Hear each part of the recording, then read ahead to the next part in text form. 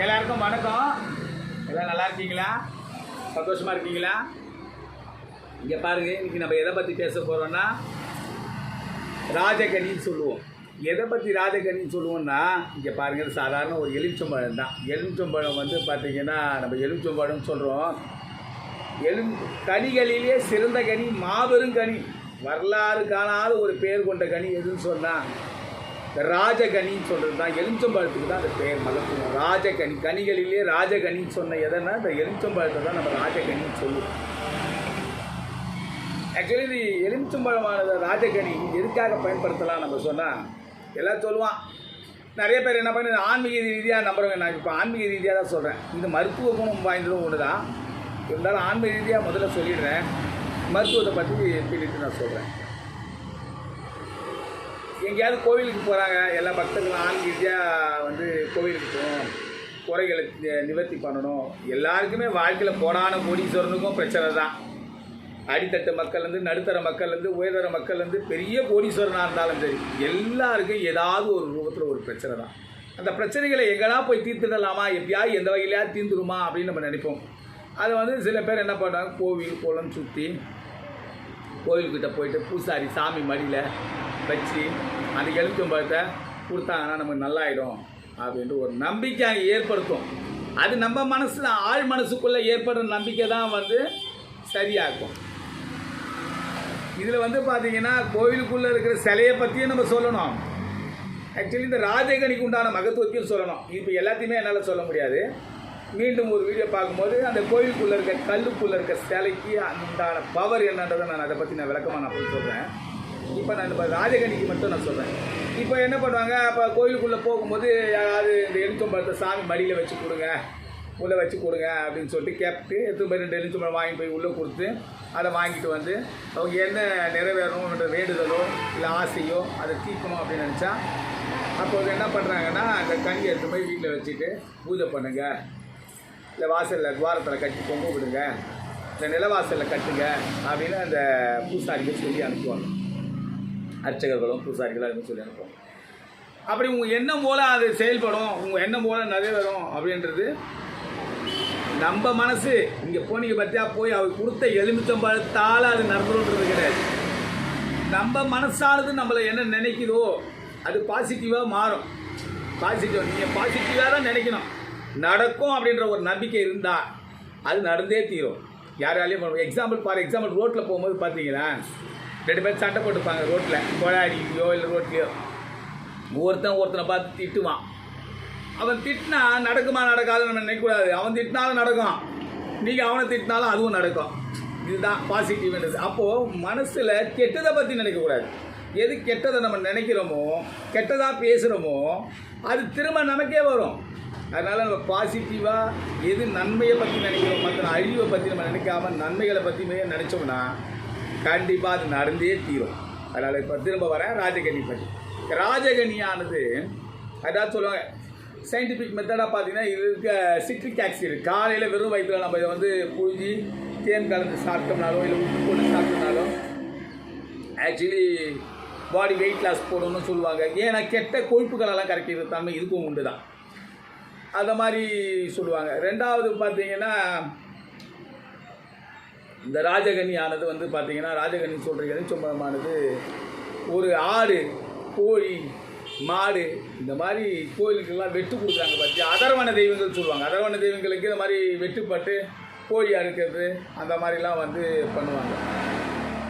அதுக்காக கோழியும் ஆடு மாடுலாம் நம்ம வெட்டக்கூடாது. இந்த ராஜகனி ஆகிய உனக்கு நான் சமர்ப்பணம் பண்ணுறேன்னு சொல்லிட்டு இதை எப்பவுமே வெட்டி உடைச்சோம்னு சொன்னால் நமக்குள்ளே இருக்கிற தீய சக்திகள்லாம் விலகி போகணும்னு சொல்லுவாங்க.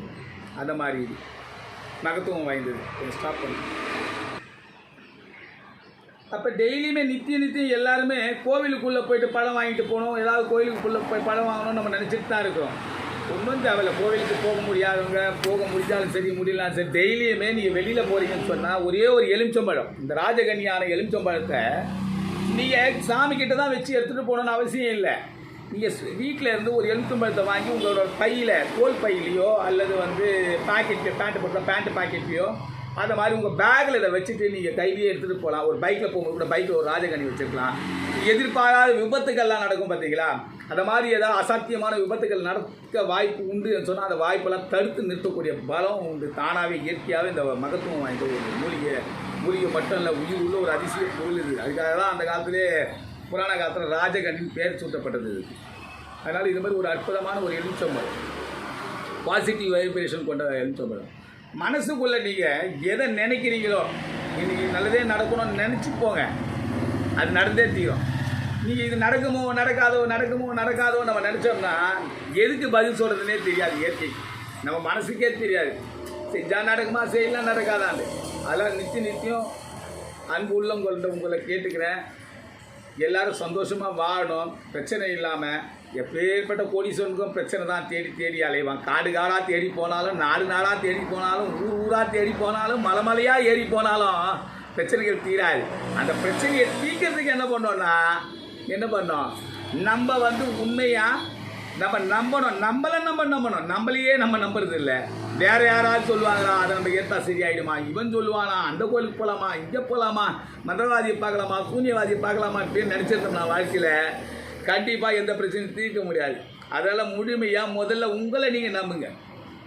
உங்களை என்னோட சேர்த்து நான் சொல்கிறேன், நான் என்ன நம்புவேன். நான் உண்மையிலேயே வாழ்க்கையில் என்ன நம்பி மட்டுமே தான் வாழ்ந்துட்டுருக்கேன். நான் யாரையும் நம்பினதே கிடையாது.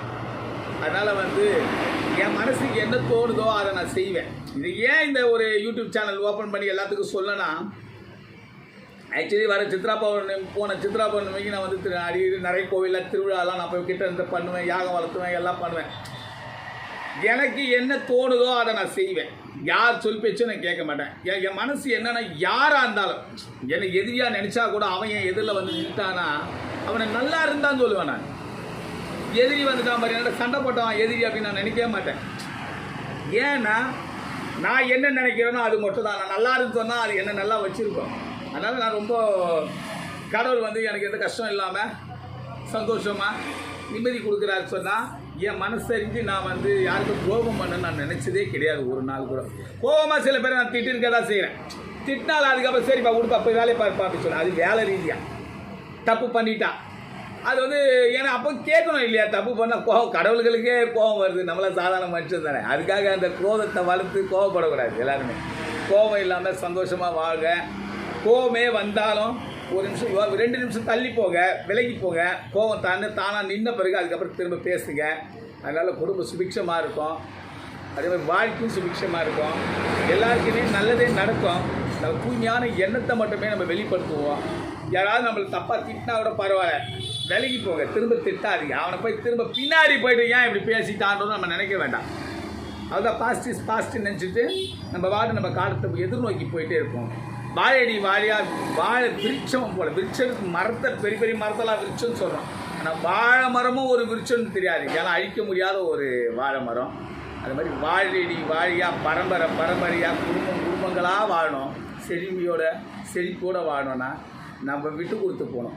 அதனால் இந்த ராஜகணியை வெளியில் போகும்போது எல்லாருமே அவங்க பேக்கில் ஒரு பணம் வச்சுங்க. சப்போஸ் உடம்பு சூடாயிடுச்சு, அதை அடுத்து உச்சந்தலையில் தேய்ச்சிக்கலாம். சப்போஸ் வாமிட் வருது, அந்த நேரத்துக்கு இந்த எலுமிச்சம்பழத்தை நம்ம முகர்ந்து பார்த்து அந்த ஜூஸை சாப்பிடலாம். அன்னைக்கு ஒரு கடையை தேடி எலுமிச்சம்பழம் தேடி வாங்க போக முடியாது. அதை மாதிரி சில மூலிகை தன்மைக்கும் நம்ம பயன்படுத்திக்கலாம். அதாவது உடல் சூட்டையை கையிலே வச்சுருந்தோம், நம்ம உடம்புல சார்ந்து பேக்கெட்டில் எங்கன்னா வச்சுருந்தோம்னா அந்த உடல் சூட்டை இயற்கையாகவே இந்த தணிக்க ஆரம்பிக்கும். நீங்கள் வேணால் பாருங்கள், சாதாரணமாக இந்த ஒரு எலுமிச்சம்பழத்தை கீழே வச்சுட்டு போயிட்டு பாருங்கள், அது அழுகி போயிடும். அதே பார்த்து உங்கள் கையில் நீங்கள் வச்சுருந்து உங்கள் உடம்பு ஃபுல்லாக வச்சுருந்து உங்கள் தேகம் ஃபுல்லாக இது உணர்ந்து 2 நாள் கழிச்சு நீங்கள் வீட்டில் வச்சு பாருங்கள். இது அப்படியே வத்தல் மாதிரி காஞ்சி தான் போக மாட்டாரு, அழுகாது. இதே பார்த்து நீங்கள் ஃப்ரிட்ஜில் ஒரு 10 நாளைக்கு வச்சு பாருங்களா, ஃப்ரிட்ஜில் கூட வச்சு பாருங்கள், சும்மா கூட வச்சு பாருங்கள், அழுகி போடும். ஆனால் நம்ம கை நம்ம மனசு இதில் பட்டு இது நம்மளோட இயற்கை சுவாசத்தை அதுவும் சுவாசித்து இது நம்மளோட ஐக்கியமாகி இது நமக்கே திரும்ப பயன்படக்கூடிய சக்தி வாய்ந்தது தான் இந்த எலுமிச்சம்பழம் ராஜகணி சொல்கிறது. எல்லோரும் நல்லா இருங்க. என்னோடய டிவி பார்த்தீங்கன்னா ஆன்மீகமும் மூலிகை சார்ந்த டிவி.